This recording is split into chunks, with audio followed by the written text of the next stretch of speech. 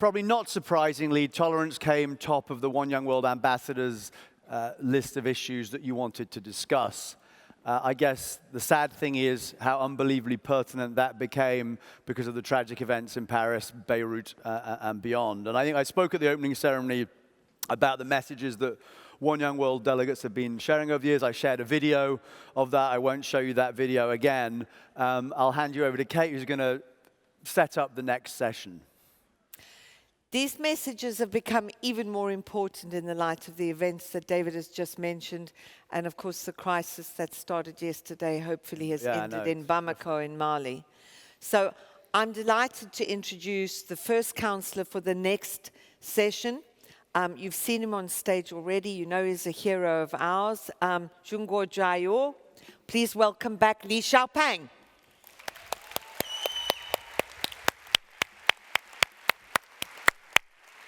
And now we have, you've seen her on stage already, World Cup champion, Olympic gold medalist, winner of the 2011 and 2015 FIFA World Cup Golden Glove Awards, widely regarded as the best goalkeeper in US history, and during the 2015 World Cup in Canada, achieved her lifelong dream as a player, as winning the first World Cup again for them since 1999. Hope Solo.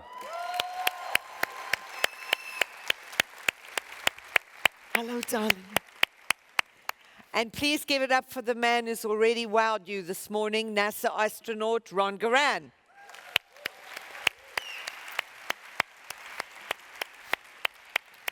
In the first year Ron came in his astronaut uniform, I think we should make that standard dress requirement for him. Britain's most connected woman, the queen of networking, Carole Stone.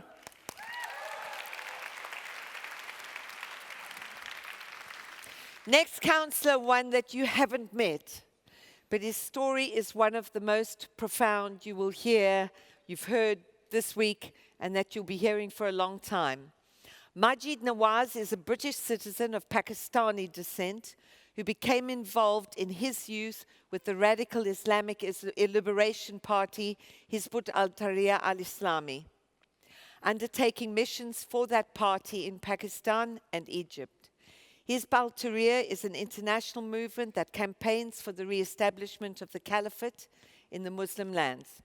In April 2002, Nawaz was detained by the Egyptian authorities along with 3 other British members of the party, interrogated for 12 weeks in Cairo's State Security Intelligence Building, and then sent for pre-trial detention. He has written off Hizb ut-Tahrir as a fallen soldier. Hizb ut-Tahrir is banned from participating in all political activity in Egypt, and Amnesty International took up Nawaz's case as a freedom of speech issue. In the fall of 2002, an Amnesty delegation visited Egypt and sought access to him in prison. Even though he had hated Amnesty International, their adoption of his plight caused him to begin to doubt his belief and begin to put his faith in democratic values. And Nawaz's rejection of extremism was cemented by his conversations with 2 fellow inmates who had been convicted for their part in the plot to murder Anwar Sadat.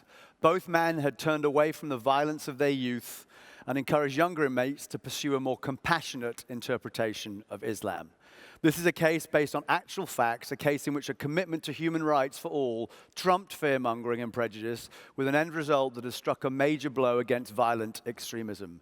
Maajid Nawaz went on to found the Quilliam Foundation, which promotes cross-cultural understanding and aims to counter extremism and radicalization in the Muslim community. And don't we need a lot of that today? The Quilliam Foundation has become an influential actor on the European stage and is becoming more important by the day as we face the increasing challenges of the 21st century. Please give him a huge welcome. Maajid Nawaz.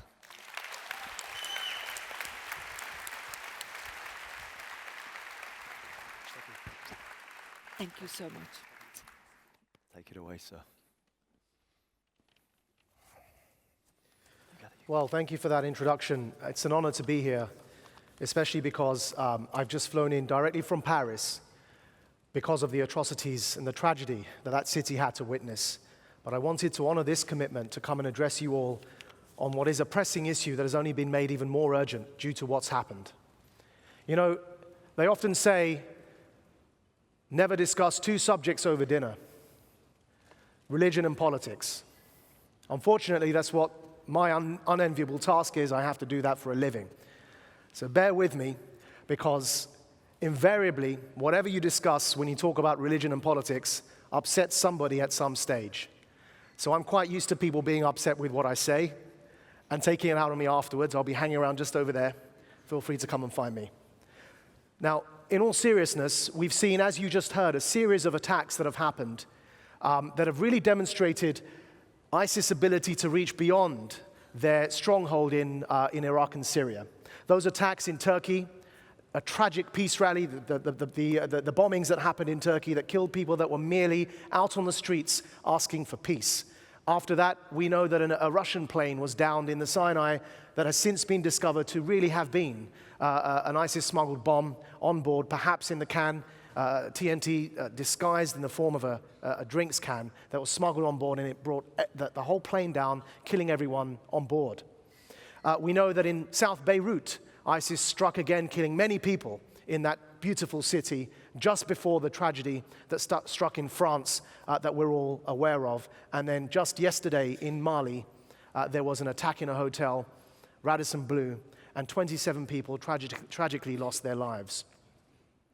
Now, the Pope mentioned immediately after the France attacks that this, in his view, was the beginning of World War III. King Abdullah of Jordan then agreed with the Pope's assessment and said that he believes that World War III is about to break out because of what ISIS is doing around the world. I disagree. Wars traditionally are between 2 states, 3 states.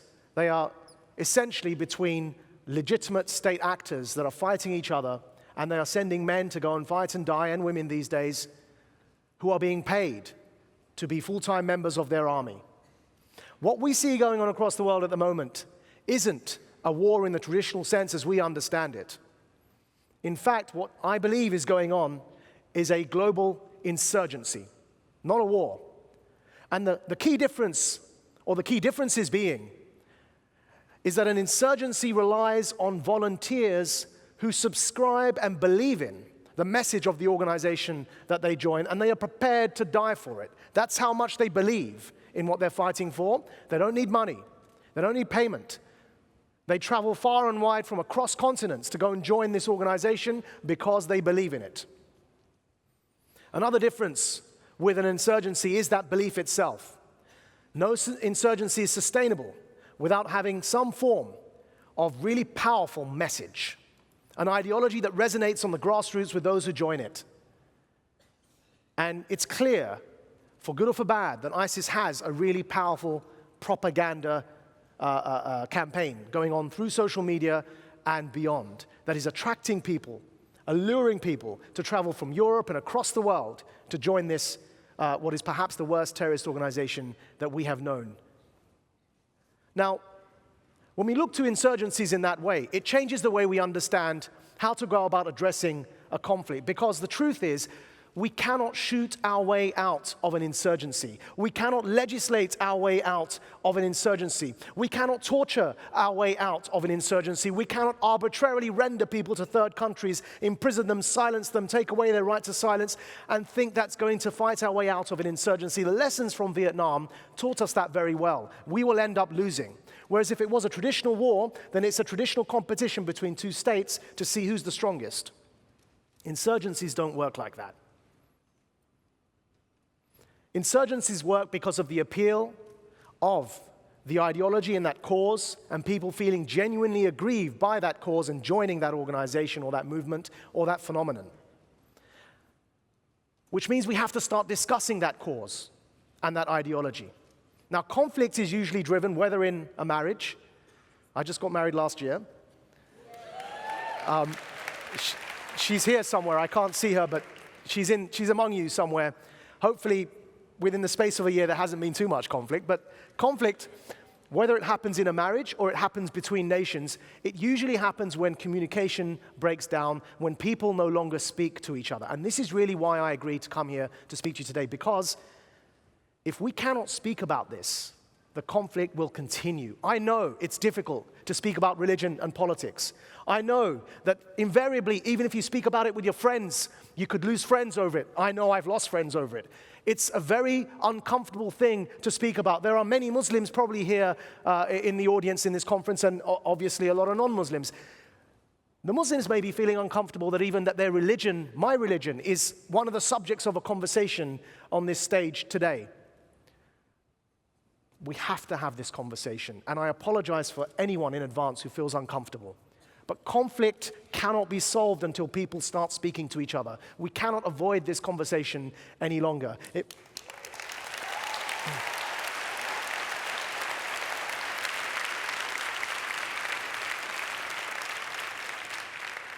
If anyone's read the Harry Potter books, raise your hands if you've read any of the Harry Potter books. Thank you, fantastic, because I read them in prison. It's true. I read all of them in prison, right? And I've told J.K. Rowling that since. We're represented by the same agent, and I told her, you know, I read your books in prison. The reason I'm mentioning Harry Potter is because all of you who've read those books will know that the evil person in Harry Potter is called Voldemort. Now, what happens to the people in those series of books when they try and refer to Voldemort? You will know, yeah? They cannot mention his name. He who must not be named. And the second thing that happens is he who must not be named doesn't exist. So that not only is the problem that they cannot name Voldemort, they're even denying that he who must not be named exists in the first place. And of course, the problem that, you know, J.K. Rowling's ingenious device here in drawing this out is that the problem that when you cannot name what you're attempting to address is it only increases the hysteria. It only increases the fear. So everyone who feels uncomfortable with having this conversation, trust me, the longer we put this off, the more powerful the myth of Voldemort is going to become.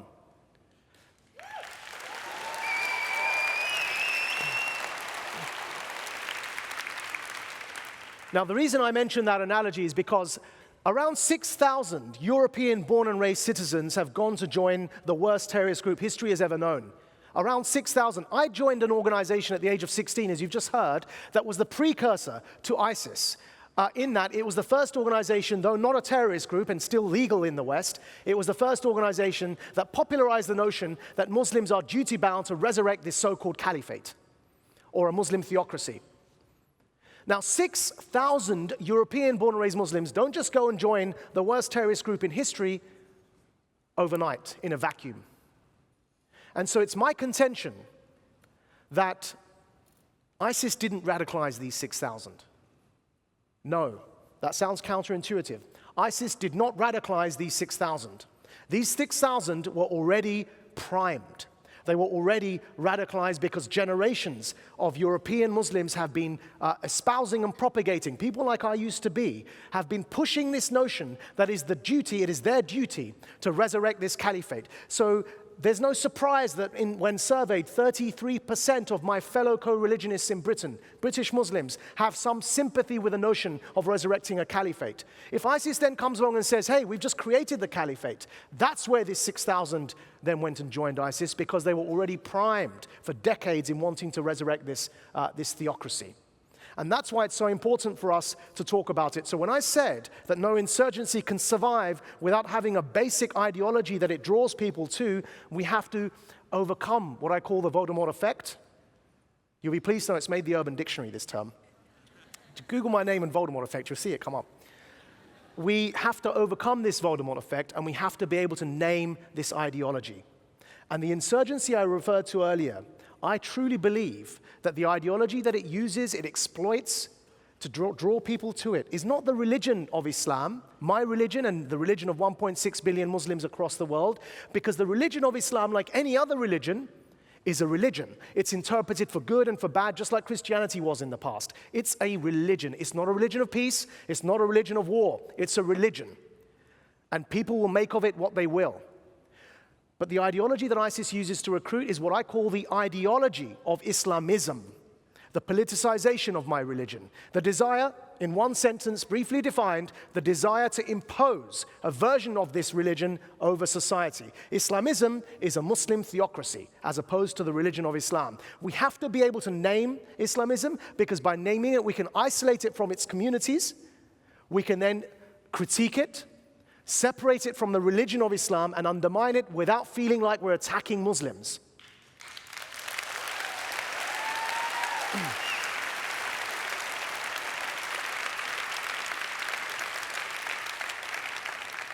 So the insurgency that I referred to earlier, when I said we're witnessing a global insurgency, what I believe is not World War III. What I believe is this is a global jihadist insurgency. Not jihad, the traditional concept again that is Islamic, which means struggle. But jihadism, the politicization of this conflict. If Islamism is the desire to impose a version of Islam over society, jihadism is the use of force to bring that about. And this is a global jihadist insurgency. ISIS is merely the tip of the iceberg, which is why those attacks yesterday that happened in Mali, they weren't by ISIS, they were by Al-Qaeda. There are many organizations who espouse this Islamist ideology, and our job is to really empower people, voices like yours, to begin to have these conversations, to challenge them. And I know that's possible. The reason I know that's possible is because of what you just heard in the introduction. I had these conversations in prison. So when I say uncomfortable conversations, these were quite uncomfortable. And I had to speak to people who had changed their minds. And I had to speak to Amnesty, who I defined as my enemy. And over the course of 5 years, in Mazra'at Ora prison in Cairo, and then a year after that, when I got back to London, I had these conversations with people in my own head, eventually getting to a stage where in 2008, co-founded and now chair what we call the world's first counter-extremism organization. But I spent 13 years on the leadership of an organization and traveled to countries, Denmark, Pakistan, Egypt, to export the notion that it's my duty, Muslims' duty, to resurrect a caliphate. If I can change, and if others around me that I personally know and work with can change, trust me, having this conversation can work. It can change the conversation on the grassroots. All we require is the permission to speak. We have to be able to name and shame Voldemort and overcome the fear of having this conversation. And when we do, I think change is possible. Thank you very much.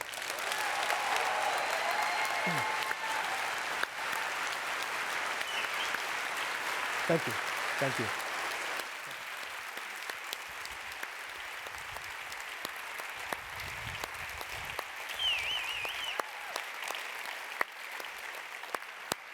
Okay, so Paul has very kindly agreed to join us to witness and to comment on this session. Maajid, thank you so much.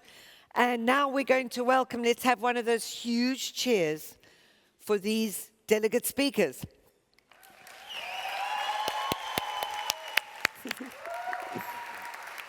Set up by Queen Elizabeth II to mark her 60 years on the throne.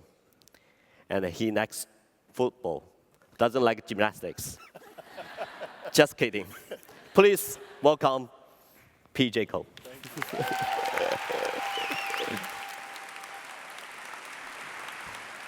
Thank you. Intolerance fuels war. When I was 4 years old, my mother and I were captured by the rebels, and my mother was sentenced to death. I pleaded for her life, and she was allowed to live. We had to flee 7 times. My parents could have hated all those who committed atrocities, but it is a form of intolerance, and they chose a different way. They chose forgiveness. A former child soldier called Prince, who was living on the streets of Freetown, was caught stealing, and the mob was about to beat him to death. Seeing this, my father intervened. He rescued Prince and welcomed him into our home, the Nehemiah home. My parents did this for over 800 war victims, many of whom were child soldiers. We supported them back into education or trade. Today, they're police officers, they're nurses, they're teachers, some even work in the fashion industry. Forgiveness was essential in our home because my new family came from opposing sides. Nasiru had been captured and tortured, mistaken as a rebel fighter by the local militia. The day he walked through our doors, he was faced with this injustice. In front of him was Ekamug, an ex-child soldier and his torturer. Ekamug, fearful of Nasiru, ran. But my father taught them that they needed to forgive. He taught them how to forgive, and they became close friends, with Nasiru going on to become Ekomog's big brother. They reconciled their differences and gained an education. They contributed meaningfully to our community. Forgiveness restored these young people and gave them a new hope and a future. Today, Prince and former child soldiers and war victims are now working with me, leading the work of Lifeline Nehemiah projects. Together, we're running 4 schools, a safe home, and a vocational training center. We're running businesses, we're working with farmers, and all this is to rebuild Sierra Leone. When Ebola hit, a new form of intolerance swept the nation. Fear caused people to reject anyone who appeared unwell. The quarantined families of Ebola victims were shunned and stigmatized. They had to go outside to go and fend for themselves at great risk to the community. Our friends and neighbors were dying. Ebola survivors and victims were being stigmatized. Faced with the atrocities of this disease, our team of former child soldiers and war victims created an education campaign. And working with local chiefs, community leaders, religious leaders, we communicated facts and dispelled myths about the virus to over 80,000 people.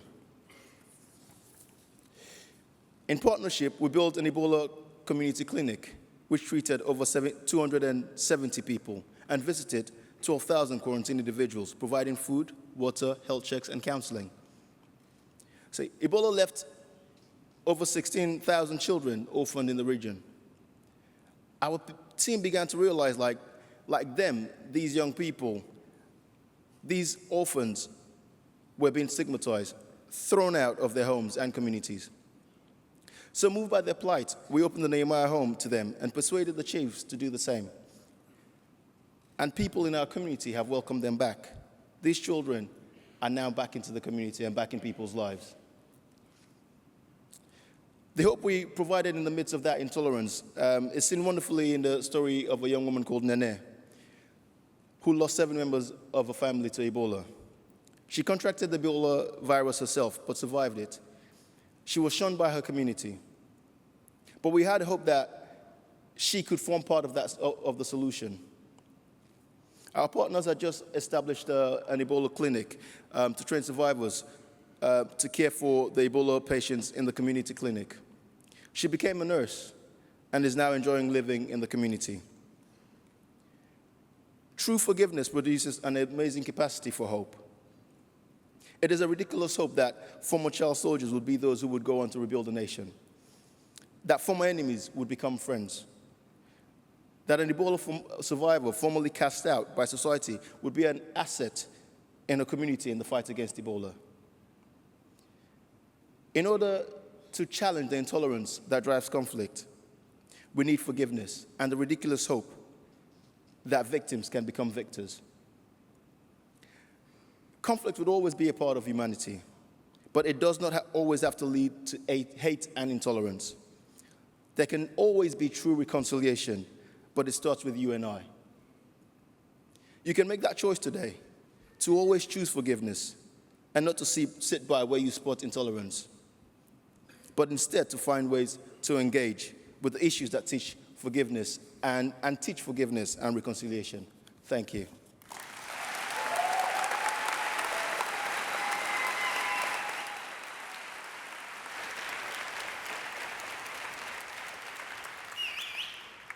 Thank you for that. Thank you. So I'm here to introduce Fatima, who's sitting here right next to me. And it's an honor and a pleasure. And there's so many things when we spoke that we have in common. Fatima is from Libya. And my father spent his whole life actually working in Libya. So I was so honored to actually have this opportunity. Libya is a country that's currently in crisis. It's been affected by a lack of good governance, by an uprising that didn't really turn out the way people hoped.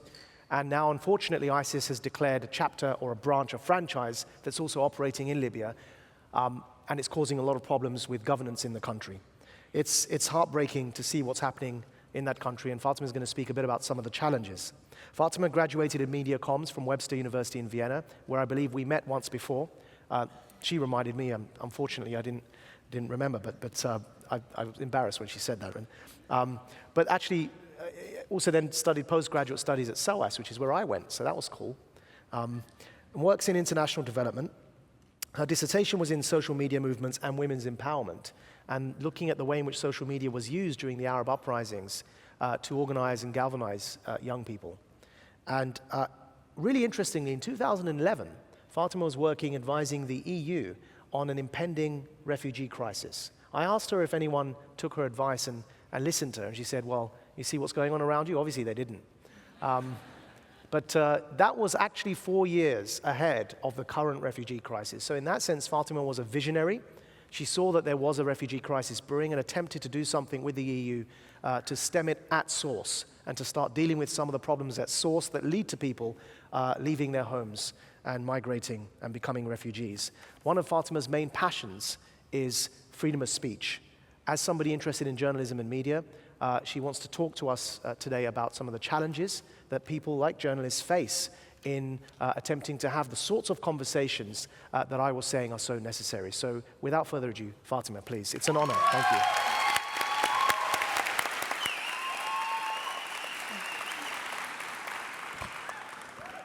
Hi. When the Arab Spring began in 2011, I didn't anticipate where Libya would be today. The question guiding us back then was, where's my voice? Where's my vote? Our generation demanded the right to engage in the making of our own future. This optimism we had 4 years ago is fading with every attack against us and our freedom of opinion. The Libya of today is deeply divided. We have two governments at two sides of the country, both claiming to represent us, but at the same time, neither has a valid mandate. For over a year now, they've tried to come to a solution and failed. In 2011, everyone had something to say. By July, we had over 120 new newspapers and magazines. But too many voices were confronted with too many weapons, and the ones with the most weapons were the ones that had their seat at the negotiating table. Journalists and bloggers have been hit hardest by this intolerance. Since the end of the uprising, there have been dozens of murders, over 30 documented cases of abductions, and over 120 physical attacks targeting journalists. I've worked closely with journalists to call out those countering our words with violence. We've campaigned together with policymakers and academia to advocate for reforming the laws that limit our freedom of speech. We've issued statements to condemn and monitor these attacks, but to avoid conflict, it's not just those in power we need to persuade. Mentalities need to change at the grassroots level, starting with the home. Our generation has proven that we don't just have the ideas, but we've mastered the communication tools at our disposal, in our homes, in our schools, and in our pockets. By creating platforms online, we've informed and engaged with each other in the making of our own future. The voices we raise are not for extremism. They're not trying to tear our country apart. The voices we raise are trying to call for political and social rights for our country. 18-year-old blogger and activist Taufeeq bin Saud was one of these voices. He had been campaigning for our civil and social rights since he was 15, and he was calling out against rising extremism in our country. One of his campaigns was simple. He wanted car owners to put license plates back on their cars and remove their tinted windows so you could identify kidnappers. Taufeeq was killed last year in Benghazi with his friend and another activist, Sami al-Kwafi. Now, he believed that force alone couldn't resolve the conflict, that there had to be a civil movement working in parallel to the military one. As a first step, we need to raise awareness in local communities and promote dialogue. I've used the tools at my disposal through the social media and through online platforms to advocate for freedom of opinion and the press. Others from our generation are continuing to engage with civil society, particularly with women, to encourage them to participate in public forums and in elections. Our advocacy is being picked up by the media, ensuring that our voices are not lost. When a journalist is attacked, it's not just one less voice, but dozens are silenced. Attacking freedom of opinion destroys any chance we have for a real inclusive national dialogue. Our dialogue must be social. It needs to be inclusive. We must make it personal. By talking about social issues and encouraging each other, we can make it that way. Political intolerance leads to acts of violence against individuals like Tawfiq and against communities like we've seen in Beirut and in Paris. One young world, don't forget about Libya or any other country where people are putting their lives on the line. My hope is that Libyan society will once again take part in political discussion. Remember this and continue to support us and our different opinions against those trying to attack them. Lobby your governments, lobby the international community so that our dialogue remains inclusive and that we know who is taking part in the discussions and what is being discussed. We need to bring our voices back to the table. Thank you.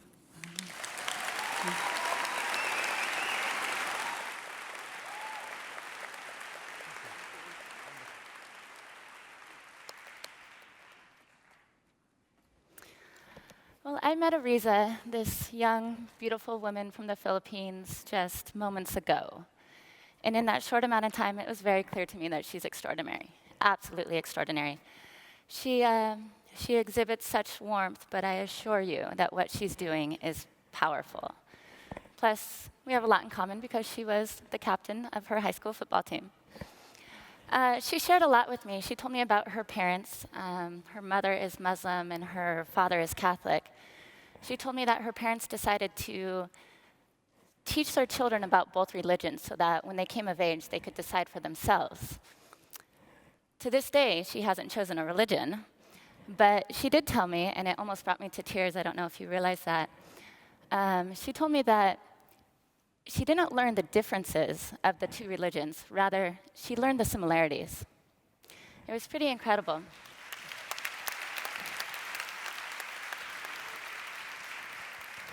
She also told me that she believes that religion is about kindness, peace, and love. Let me share with you a few of her accolades, but trust me, she has many, so bear with me. Ariza is in her final year studying industrial engineering from the University of the Philippines. When she was only 7 years old, she started giving speeches and distributing books in public schools. She became the administrator of CHRIS at the young age of 16 years old. CHRIS stands for Cristiano Islam Peace Library. And her organization aims to eradicate poverty and conflict through the education of the youth throughout the Philippines. CHRIS carries the belief that war is a product not only of religious extremism, but also of poverty, lack of education, and hopelessness. She serves the poorest of youth in areas like Zamboanga, by building libraries, by giving scholarships, by donating books and school supplies, by providing free computer use and basic computer lessons to impoverished kids and communities throughout her country. She was the first Filipina to win the prestigious Zonta International Young Woman in Public Affairs Award, which is given to young women who demonstrate a commitment to leadership, public policy, government, and volunteer organization. In 2013, she was the youngest nominee for the 100 most influential Filipinas. She hopes to disprove one of the greatest myths of all, that those coming from the most dire of background cannot end up becoming the greatest innovators, entrepreneurs, and servant leaders of our day. In Ariza's words herself, and I think this is absolutely beautiful, she says, "It doesn't matter if it is dark where you come from. It matters how bright you make your future to be." She doesn't just light up lives, she lights up minds and empowers each man and woman to be a part of the solution to crisis. So here she is, Ariza Ann Nokum.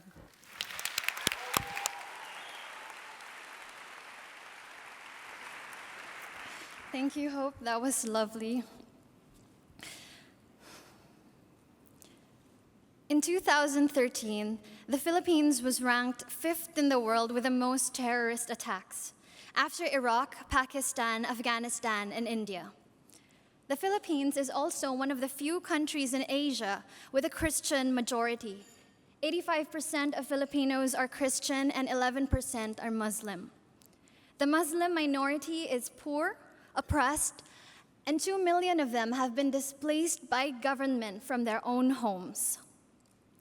7 out of 10 families are poor in areas occupied by Muslim Filipinos. Many of them are refused equal treatment when it comes to employment. The Muslim population's response to this is terrorism. In 2013 alone, there were 450 attacks conducted by 4 major Islamic terrorist organizations, commanding nearly 30,000 troops. Terrorism is a complex problem. What looks like a religious conflict is actually also a consequence of poverty and injustice. However, it was inevitable for young Filipinos to keep a strict line between Muslims and Christians, similar to how it is inevitable for young people all over the world to associate Islam with terrorism. But I was never one of those young people. I'm half Christian and half Muslim. My parents, who come from these 2 different faiths, taught me that these 2 religions can coexist under one roof. They taught me about peace.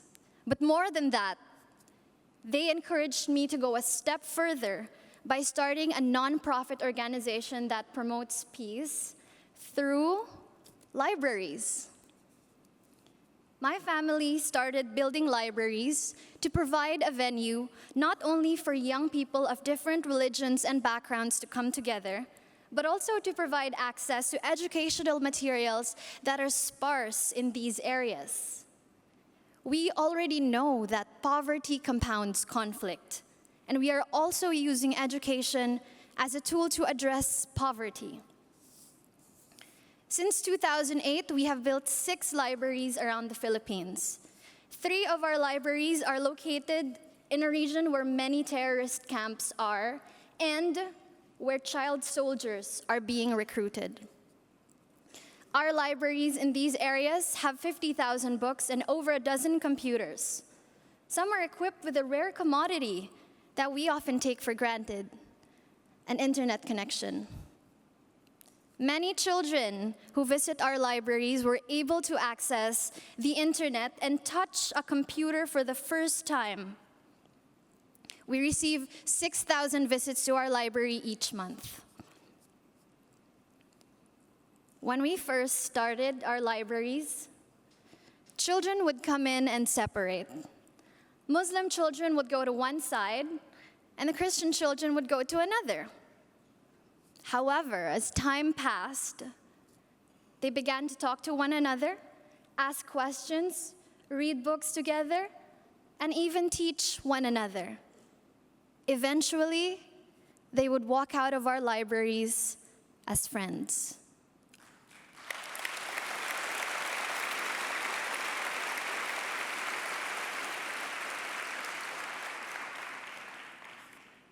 We have also provided 400 scholarships to both Muslim and Christian students. These scholarships helped us forge stronger bonds because instead of us organizing activities to promote peace, we relied on our scholars to organize these activities themselves and bring out the peace in their communities. One young world, this is what I ask for. I ask that in our generation, the slogan "War on Terror" will never be used again. With every terror committed, our first response must not be war, but empathy. We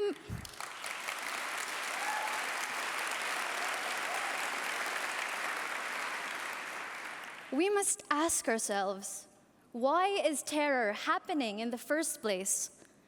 The first step is to understand conflict and what drives it: poverty, injustice, and history.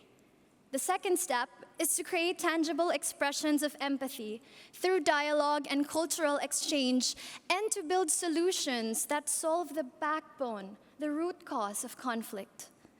The third step is to lobby against governments that wage war. When you see a terrorist, do you see evil? Or do you see a human being driven to desperation and extremism by forces that oppress him or her? One young world, if our own countries wage war, it is our responsibility to wage peace instead. Thank you.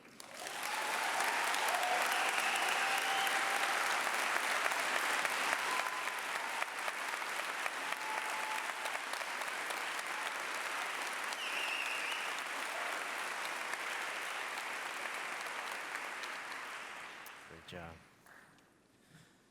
So I have the honor and privilege to introduce you to Noam Schuster.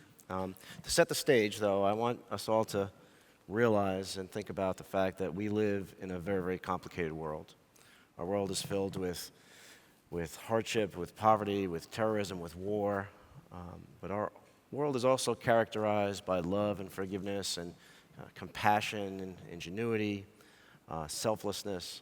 And sometimes, in order to make sense of this really complicated world, we tend to build simplified frameworks that we view the world through. And sometimes what we tend to do is build cubbyholes where we place groups and individuals and religions and nations into these cubbyholes of our constructed, simplified framework.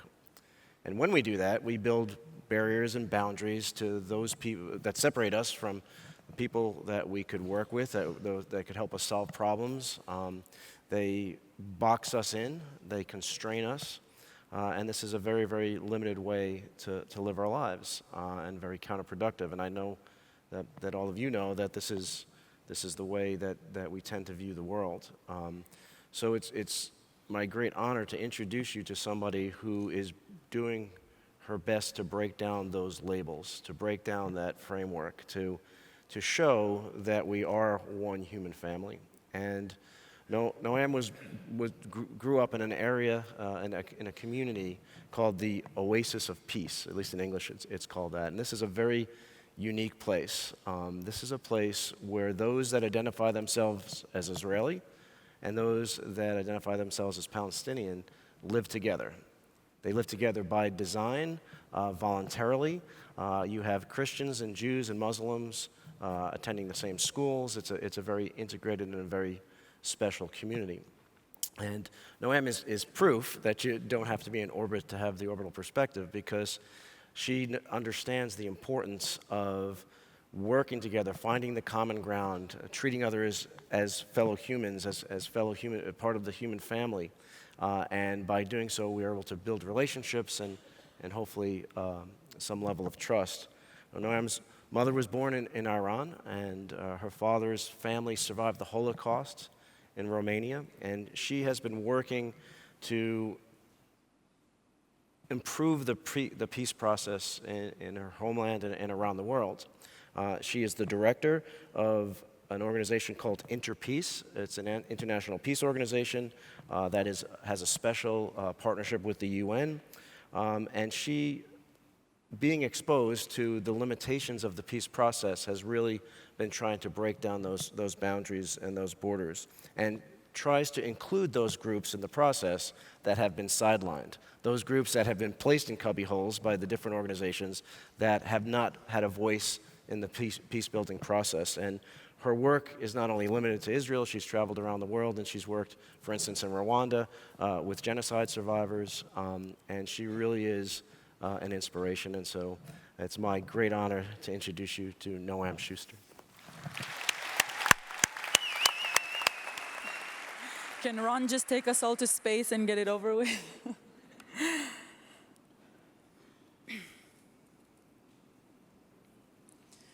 You are a traitor for thinking we can have peace with the Palestinians. I am ashamed that you are one of my people. These were the final words of one of my relatives right before coming here. My parents when I was little, they decided to make my life very, very complicated in the heat of the Oslo agreements when they still had hope. And they moved to the only intentionally mixed Israeli-Palestinian community called the Oasis of Peace. I was brought up dreaming, loving, laughing and crying in Hebrew and in Arabic. I also laugh in Farsi with my nuclear Iranian family.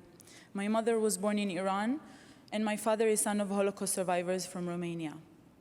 When I speak Arabic, most people think I'm from the military or from the intelligence, or they think I'm Palestinian because I look Middle Eastern. Jews of my generation who speak Arabic, ironically, speak it for military purposes. I am stopped in Jerusalem daily by Israeli forces, mistaking me for a Palestinian. My identity embodies an alternative narrative, a narrative where an Iranian Jewish woman can speak Palestinian dialect simply to communicate with her neighbors and best friends, not to spy on them. Last time I checked, Arabic is the language of the Middle East. Since childhood, I have seen failed peace processes, failed leadership, growing hatred, shattered hopes for agreements between Israelis and Palestinians. Despite it all, I still believe in positive change. That makes me an outsider. Instead of further excluding myself, I found strength by asking difficult questions.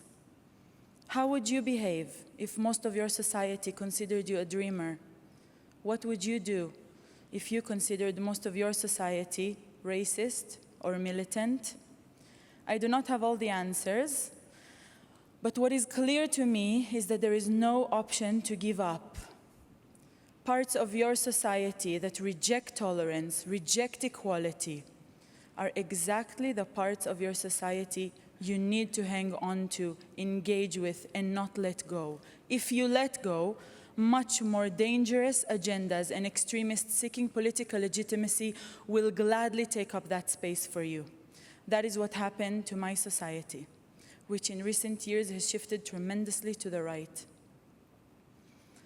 The West Bank and Gaza are the biggest open prisons in the world. Palestinians continue to live under an ongoing, humiliating military occupation. Their desire for basic freedom, dignity, and statehood is ignored not only by the Israeli society and the international community, but the entire world. And at the same time, Israelis, my society, is not confronted with what the occupation is doing to the moral fabric of our society, nor how it diminishes the possibilities for a shared life in the Middle East. I have seen firsthand how the peace movement consisted almost exclusively of middle-class, educated, secular activists. For years, I have witnessed the limitations of traditional liberal peace movements. These processes tend to attract like-minded liberals and are almost exclusively led by white, middle-class men. I was not going to stand by and let others take the lead. I recognized my unique role and had to act upon it. I joined the international peace-building organization Interpeace, which works with sideline communities under the radar to ensure they are included in future peace agreements and negotiations. Today, I coordinate the engagement with all these groups. Historically, religion has been perceived as an obstacle for peace. Religious leaders were never included in the conversation. What a historical mistake to try and separate religion from peace in the Holy Land. As part of our strategy, we reached out to very influential Jewish and Muslim religious leaders. We offered a safe and dignified space for dialogue. Some began the meeting by simply wanting to leave or calling each other Satan. Slowly, Satan left the room, and Satan was replaced by a debate about the value of life versus the value of land. Just imagine this for a second. Religious leadership that works even under the radar has huge constituency that searches religious foundations that could preach their audiences that our lives are worth much more than a piece of land. They deeply research religious foundations that could support truthful nonviolent agreements.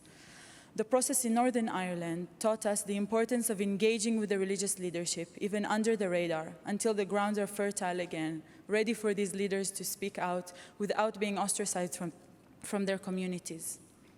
I was previously convinced that religion couldn't be part of this exclusive circle called peace. I want you all to challenge yourselves, challenge your assumptions about who can create change. Only when I confronted my perceived enemies, I discovered potential in unusual places. Believe that even your worst enemies can transform. Religion was used and could be used to destroy, but it can also be used to repair and to heal.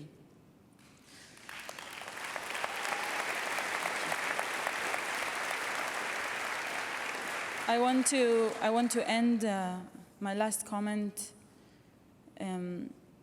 with a brave woman that inspired us on Thursday, a woman that crossed many, many checkpoints and humiliation to get here and inspired us on this stage, Abir. I want to say, Abir, we are not free until you are free.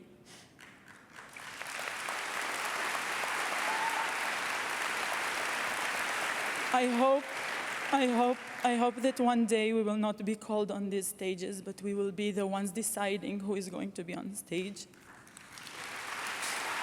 And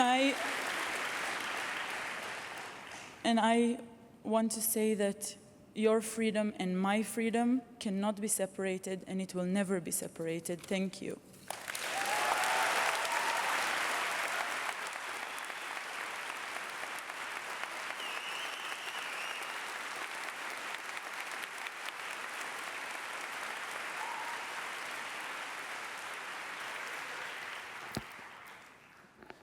Well, what a terrific lineup we've had so far. Now you've got my young man, I'm delighted to say.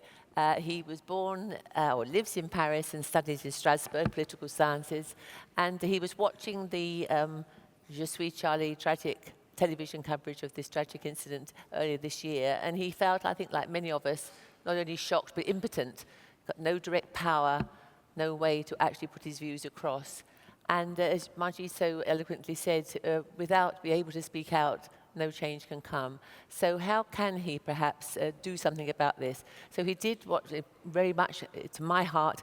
He thought I'd bring people together, not just young people, but managed by young people, but people, friends, people who got a view one way or the other, people of all views and all sides, to see how in some way we can talk about these conflicts and see what we can do. And he started the Réveil Citoyen, which is Citizens Awakening, of which he's now the president and founder. He's had already 2 meetings, and one of them was on education, when he dropped a note to the Minister of Education in Paris, and he's actually had a letter from the President of France to say, carry on the work you're doing. And what he's going to be doing on his next session is, of course, about the tragic incident in Paris. He says that he didn't want to come to Bangkok. He didn't want to leave his friends in Paris. He lost friends there, as so many did, and he felt he just wanted to stay there. Having come, that's the power of One Young World. He says that the people he's met here, the people he's talked to, has made him so pleased that he is here. Having met him for only a few minutes, before I met him, I knew I'd agree with his principles. Now I've met him, I know I'm going to keep in touch with him. I want to welcome this, I think he must be, if not the, then certainly one of the youngest delegates to One Young World. Proud, as everyone's saying, I'm proud to have met you. Let's give a big welcome to François Rey.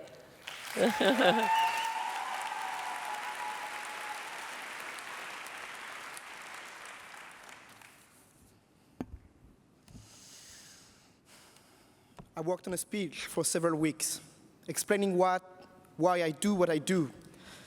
So you could join my organization's fight against intolerance, against senseless violence, against terrorism, against conflict. But on November 13th, my life changed, like anyone impacted by terrorism, really.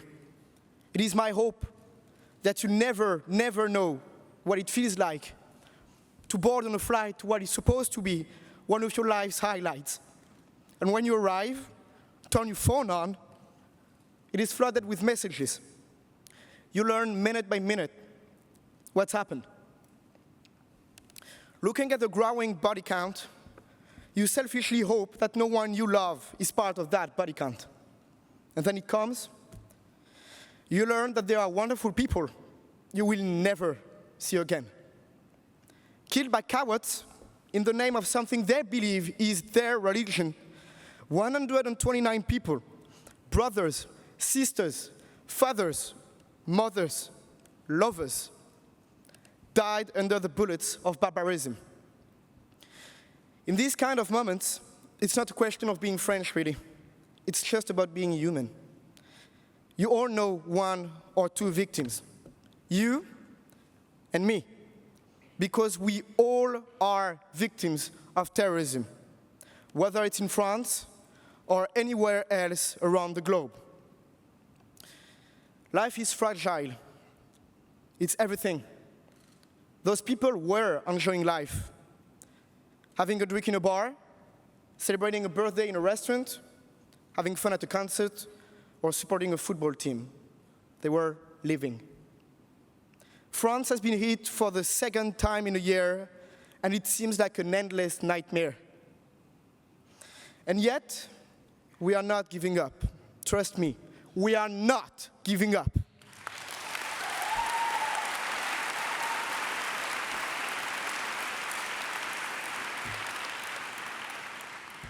To some of you, the French may sound arrogant and maybe cheesy, perhaps, but they certainly are not cowards. None of us right here are cowards, but they are. The barbarians committing these atrocities, they are. So now, it is our turn, civil society, to battle even harder. Following the attacks in January, a strong wave of violence came to France. In a month, more than 150 violent acts were committed against the Muslim community, including beatings and setting mosques on fire, more than we've had in the whole year 2014. Now, I am scared this will happen again.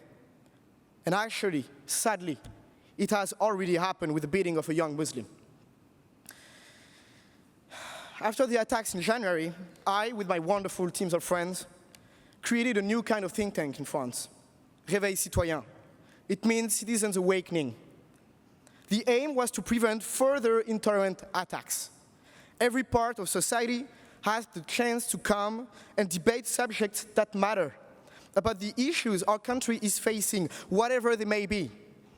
The idea is to generate understanding, because not really knowing who is in front of you, the person of whom you're speaking so harshly of, that's what drives conflict. That's what drives unity. It destroys unity, sorry. At our first debate on secularism, a young National Front partisan came to our debate. His only intention to express hatred for foreign communities, especially as we had with us members of the Muslim community. For 2 long hours, they sat very calmly, listening to him, which you can guess wasn't always very pretty. I was impressed by their calm. A few days later, one of them took him to a mosque. They discussed, they kept the debate alive, even when we weren't here to organize it. Then he called me to say, Muslims aren't as bad as the press make us believe. He had become more tolerant. At that moment, I knew that even if Réveil Citoyen was to end tomorrow, we would have achieved something. You cannot put a price on that. All the ideas that people come up with, it would be a shame to simply forget about it. So we gather the propositions and compile them into booklets, which are sent to every single politician in the country. That's over 1,000 politicians. And we've heard back from a lot of them, and even had a very positive feedback from the president. I am convinced that after what we are going through, the people's propositions can really be a force for everyone. By the end of 2016, Réveil Citoyen will be in 20 cities across France. We are launching what could be one of the most powerful movements of empowered civil society, with the aim of healing our country. We believe we can create a more tolerant society and spread peace between the different communities that make France and the world so beautiful. But I have to admit, I do feel guilty about being here with you, watching my country being locked down and fall apart, watching the funeral of my people on TV. Whereas all I do is stand here and use words. But thanks to my family and friends, to the people that I love, and especially to you, I can see that words have impact. Terrorists use guns and bombs, while we use words and actions. We read, we educate ourselves, and confront opposing views peacefully. And whereas I wish to return to my morning friends, being here, I restored my faith and my hope that we can overcome intolerance. I will go home and tell them that we will fight intolerance. We will fight intolerance peacefully and never, ever, ever give up on hope.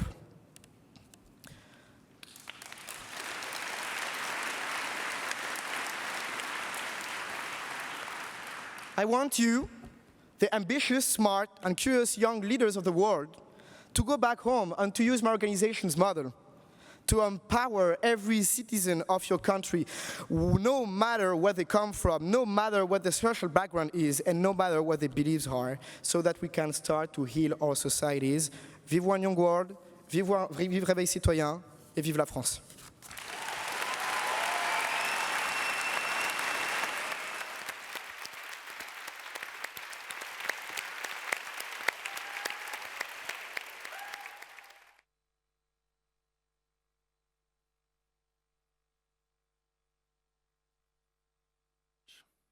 They will not win. Thank you very much. Amazing speeches, guys. So,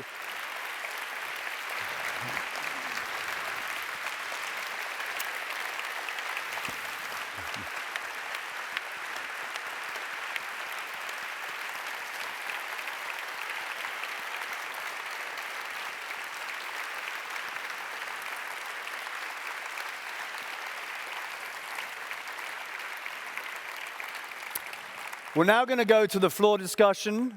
So you know where the 5 different podiums are. If we could have a counselor on each microphone. So Carole, if you lead the way, Hope. And the counselor, what the counselor are going to do, they're going to introduce you, state your name and where you're from. Please keep the questions or comments, feel free to make comments to what you've heard, short and succinct, because that way we can get many more of them in. And if you can be specific, if you have a question, if you can direct it specifically at either a delegate speaker or a counselor so that they can respond.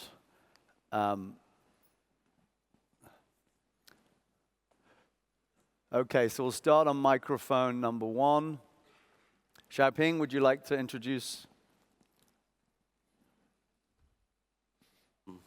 Here we have Singh from Thailand. He has a couple questions. Yeah, a comment. Yeah, comment, I'd like to say. Great. Please. Hello, everyone. First, I'd like to say that last year in Dublin, I tried to go on this microphone for 7 times and failed, so I get to speak this year. My name is Singh Prasert-Gun. I am a documentary maker, a writer, and a TV host in Thailand. And I make documentaries from around the world. I interview so many people. I interview the Dalai Lama, I interview death row prisoners, I interview suicide victims, interview terrorists, interview all kinds of humans. The Maasai tribes in Kenya, I interview the rabbi in Jerusalem. I must interview for more than 2,000 or 3,000 people. But I just want to say one thing. No matter what the difference I see across the world, the culture, the religion, or anything outside, we are all human first. That's what I seek, what I saw in all my interviews. And we all want love, we all want acceptance, we all want wealth, and any kind of violence act and horrendous act, if looked from a human perspective, can be understood. You might not agree with them, you might not want to do the same thing with them, but at least try to understand, and that's the first step toward making it better. Thank you. Maajid. Well, it's actually fantastic I came to this podium because I have here a young lady called Tafan, who's also from a stateless people, the Kurds, who, as people would know from the press, Absolutely well-deserved, because it's the Kurds who are pushing back against ISIS on the front lines, and just kick them out of Sinjar.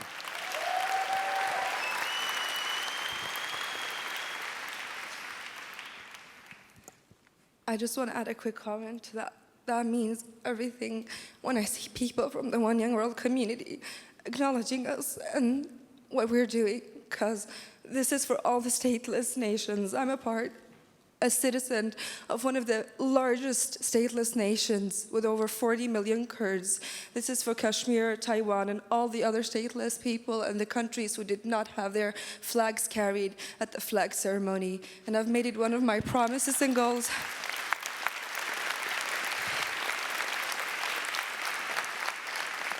to try to get all those flags included next year again. This is one of my favorite sessions, and you've all inspired me tremendously, especially you, Maajid. I've been working with the refugee crisis, and I'm currently helping refugee children that are coming to Sweden with integration, and I see that as one of the tools that we can help prevent young people that are coming to the Western countries to help them prevent from not joining terrorist organizations worldwide. And my question is, which are other tools that we can help to prevent young people to not feel isolated and feel like outsiders once they come to Europe?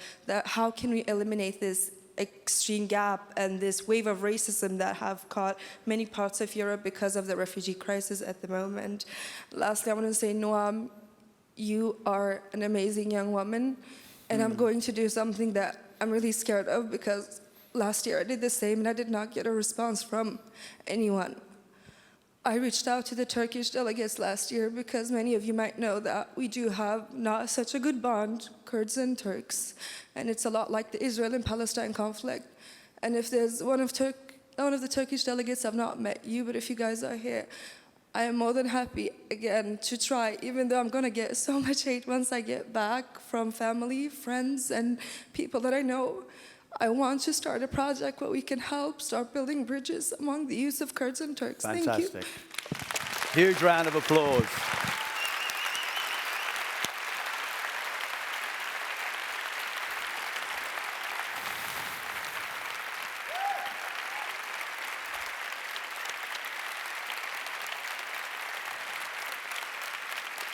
And as Kate said, we will be making sure that in every flag-bearing ceremony from now on at One Young World, we carry a flag for all of the stateless nations. Hope. Yeah, this is Hibiki. Hibiki is in his final year of undergraduate school in Japan, and he is currently speaking with other students in North Korea. So he would like to ask a question about continuing that dialogue. Really nice to meet you. My name is Hibiki from Japan. I'm totally Japanese.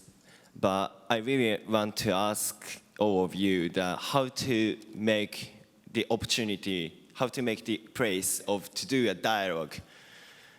Now, I'm doing is making a dialogue with the North Korean student. They live in there. So I have a friend of North Korea, and I live in, so I went there. But I think all things has two dimensions. All of the country and all of the people has a dimension, negative things. And also people have a positive thing, I think. But if we just thinking about the negative side, we just feel fear or scare for others. And after that, we just put them as an enemy, I think. Then conflict will be occurred soon.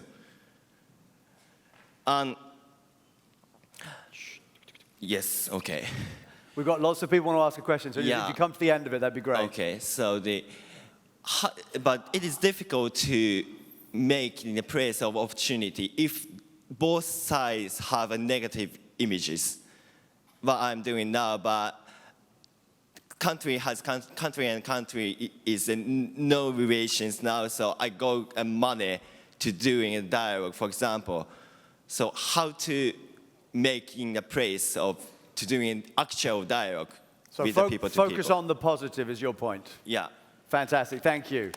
Ron. So I want to introduce you to Pamir, and he was born in Afghanistan, and he is presently a law student in Norway, working on a youth column in a newspaper, and he founded an NGO to help with education in Afghanistan. Fantastic. This question is directed to the inspiring delegate from Philippines, but if anyone else wants to jump in, I would love to hear that as well.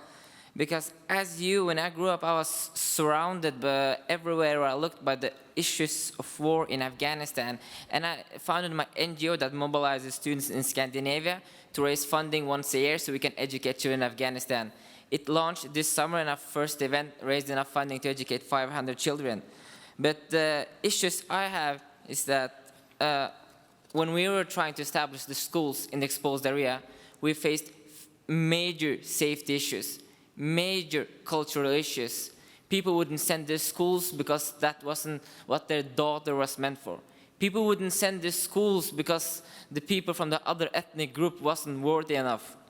And I just want to ask, like, how did you challenge those specific challenges? And I also would like to round up this question by expressing one slight form of information about northern Pakistan and southern Afghanistan, where Malala also grew up. Because this region has been bombed senseless for generations. Children here grew up with no hope. They grew up with no hope, and they deserve the education that you and I deserve. And for too long of a time, they have been received bullets rather than books. Thank you. Would you like to answer? Have the spotlight on the stage, please. It's microphone 6. Oh, actually, come to the lectern if you want.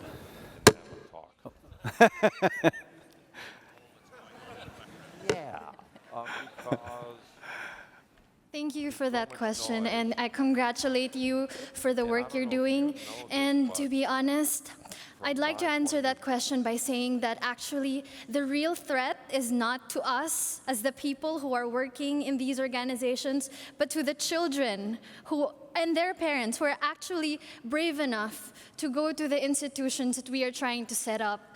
I'd like to share a story of, honestly, 5 years from now, I hope that there is a student I have helped who will be on this stage too. She's a Muslim girl, and when I first met her, I said, "You are the most brilliant public speaker I have ever met." But at that time, she was the top of her class. She was studying in a public school. She had so many brothers and sisters. She was poor, but you can see the light in her eyes, you know? She wanted to make something of herself. But a few months after the first time I met her, her father and her mother were shot by a terrorist organization, and her father died and her mother was paralyzed from the waist down. And to see that amount of talent, and she had to go into hiding, she had to skip school because the organization said that she was next. They wanted to kill her. I didn't know for what reason, but how could people like that, you know,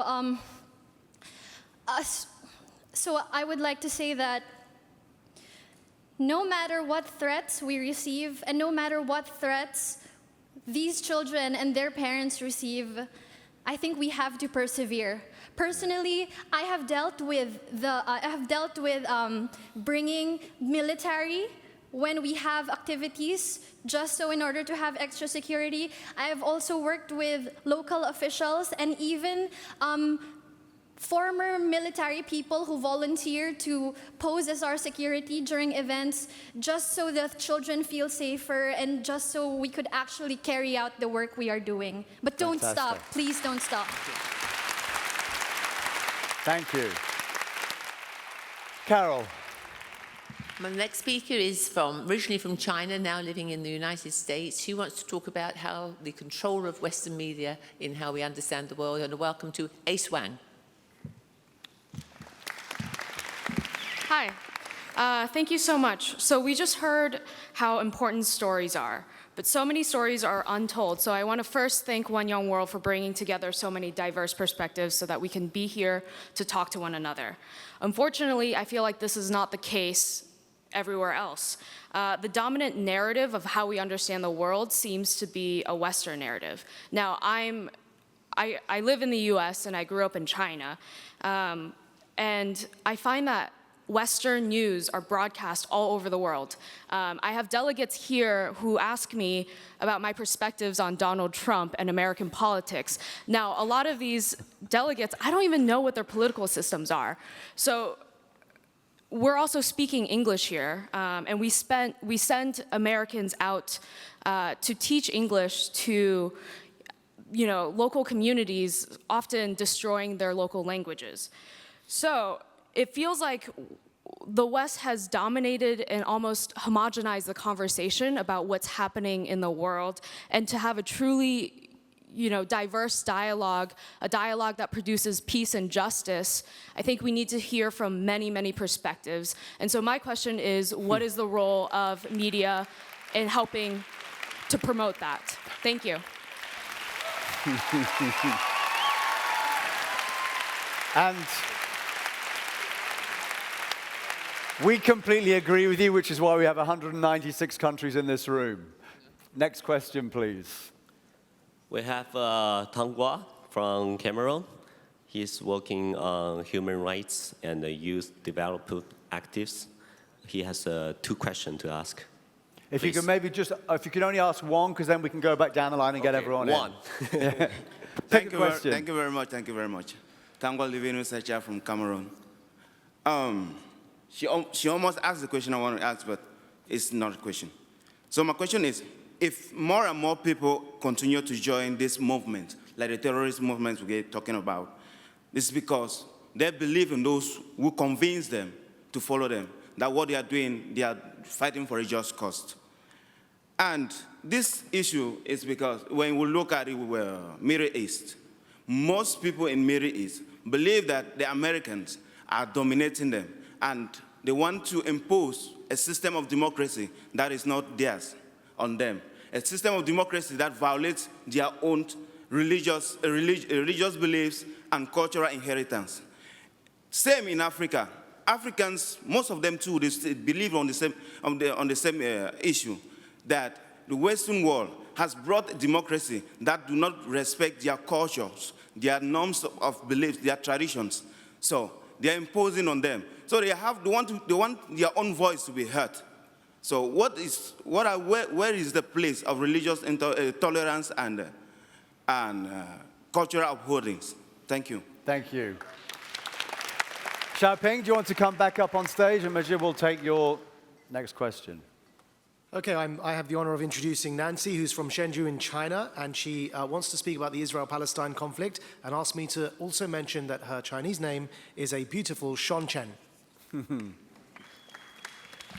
So I specifically emphasize I wanted to be introduced as my Chinese name to respect what the other delegate just asked a question. When we come from the culture where probably other people don't know how to pronounce your name, but at least we should pronounce my name. So I'm Yu Shuangchen from China. So my question, thank you. So my question is to the delegate from Israel. I come from China and I grown up there. I don't grow up in an education system where I can discuss a lot of the questions happen in your home. But what I did is I went to Israel, I went to Palestine, I went to West Bank and the Gaza Strip you just mentioned. So my question to you is, how can we, as other part of the world, to really understand what's happening in your home, and what can we help to really bring the peace and security to your home? Thanks. Want to answer that? Yeah. You keep it short, but yeah. Thank you, beautiful, for your introduction and also your question. Your question relates quite amazingly with the question that you said that inspired you to introduce yourself the way you are. A lot of it has to do with the media. When the media calls every Palestinian a terrorist and every Israeli action is legitimate, that creates an imbalance in the international community to understand the nuances that are really going on the ground. We call the Israeli-Palestinian a conflict, the Israeli-Palestinian conflict. It's a very, very asymmetric conflict. The Palestinians are stateless, they are oppressed, they are under military control. You've been to Gaza, you've seen the most extreme side of it. And so one thing that I recommend is to seriously challenge those frames, just as I was introduced by Ron, to first of all of these frames that the media puts out there. The Palestinians are associated with the Muslim world or with a narrative that is a terrorist and all of this. It is not true. Go down to the nuances and to the details of the conflict. The other note, and I will be short. The international community is not putting enough pressure. I think that in the recent years, and I've been also to Brussels and to Geneva, and I've seen that it is slowly not a priority anymore in foreign policy in the Middle East because of everything else that is going on, which is completely okay. You know, we're not the center of the world. But those that are paying the highest price for this are the Palestinians. And those that will not be held accountable for it is Israel, for using tremendous amount of force on the Palestinians. So when the international community continues to say a two-state solution, where obviously the Israelis and Palestinians do not support a two-state solution, otherwise we would have already have the two-state solution. So no one is going to determine to us how the solution is going to look like from the outside. We need to have the full voices from the inside, Israelis and Palestinians, to say what the future is going to be like. But the pressure has to be more strategic, and the pressure just needs to drop all of the previous terms that hasn't worked. Thank you. Thank you. Okay, so we're going to go 30 seconds from each microphone. Hope, if you could introduce. This is Carole. She's from Dominica. She's passionate about fighting sickle cell disease in her home country, and she started her own organization. She has a short question for you. Very quick. Let's go. Hello. I just want to thank all of you for sharing your stories with me today. You don't need to thank anybody. You keep going. No, I don't have a question. I just have a comment. Okay. PJ, I just want you to know that your story was very inspiring to me and made me feel like I am very lazy and I haven't done enough. So as a fellow Queen's Young Leader, I want you to know that you have my support if you need anything. And beyond One Young World, beyond the Queen's Young Leaders program, you have our full support. Thank you. Fantastic. Thank you. Ron. Yasmina, a writer from Lebanon, has a comment for Noam. Hello. I have to say that I was really looking forward to this panel, and I was extremely curious when I saw that there would be an Israeli delegate speaking. And I did not expect you, Noam. Thank you for your inspiring speech. People like you really give me hope. And I would be proud to be... I'll be proud to go back home and say that one of the delegates who most inspired me was an Israeli. Thank you. Wait.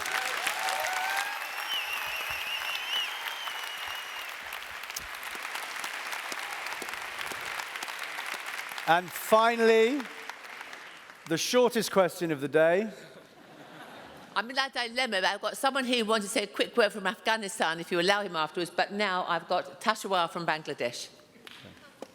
Hi, my quick question is, I'm from Bangladesh, and there we don't really have terrorism. It's not a big deal, and yet we're a Muslim country. So why do you think in some countries like Bangladesh we don't have terrorism, yet our neighbors like Pakistan do? And before I finish, a quick word from my friend Charlie, who generously stepped down so I could ask my question. Thank you. I just wanted to say, this is why we created the podcast, so that people can contribute to this discussion year-round. You have a platform now, thanks to One Young World, thanks to Case and David. So please, Carole, do you want to come back up? podcast on oneyoungworld.com. We'll see you outside next to the escalators, 22nd floor at lunch. And Maajid, it'd be great if you could join us if you were free. Carole, if you'll come back up on stage. Can we call up the voting questions, please? Everyone grab your handsets. So, in your opinion, what is the main driver of conflict in your country? Is it religious differences, economic inequality, ethnic differences, discrimination of all minorities, other or not sure? If you could vote now, please.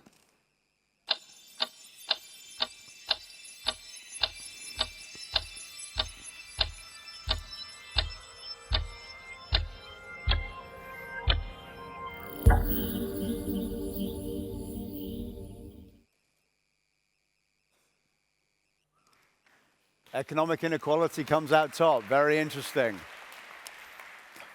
Next question, Kate.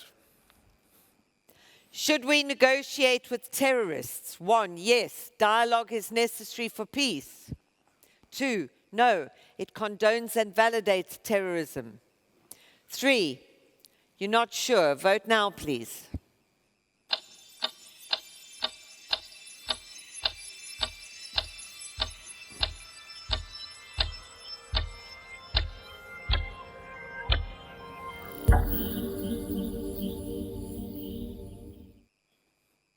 Ooh.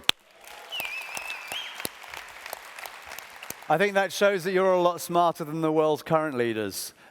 Next and final question. Would you ban extremist hate speech? Yes, people need to be protected. No, freedom of speech is absolute. Not sure.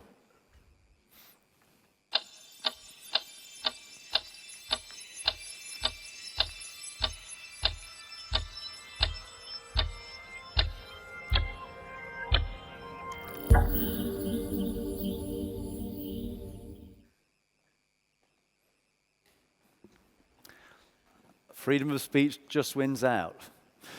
So well done. So what I'm going to do, I thought your speech was just unbelievable, and you are the most amazing example of somebody who not only shows that you can resolve conflict, but you can actually change your whole opinion and point of view and go from being somebody who probably wasn't doing the nicest stuff in the world to somebody who's a passionate advocate for changing all of this. So you inspire everyone here, and I'd love you to comment and just sum up what's been an amazing session.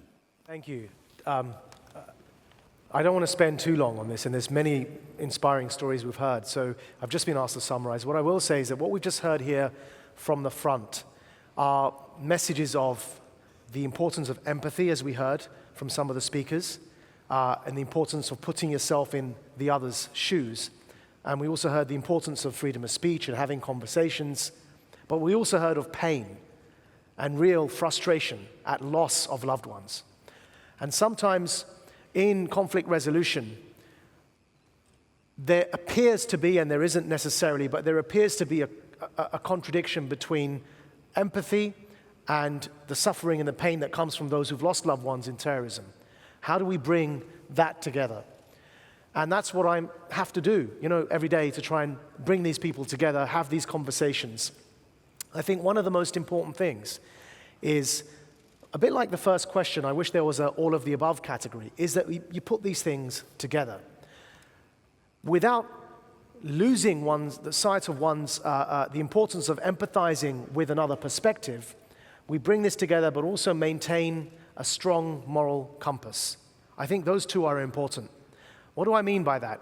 It's incredibly important for me, for example, to be able to sit with people that I now disagree with and used to agree with, but also people that put me through prison and witness torture, while at the same time talking to these people and not condoning torture if they represent, for example, the Arab regimes that imprison me, or talking to my former colleagues while not condoning theocracy.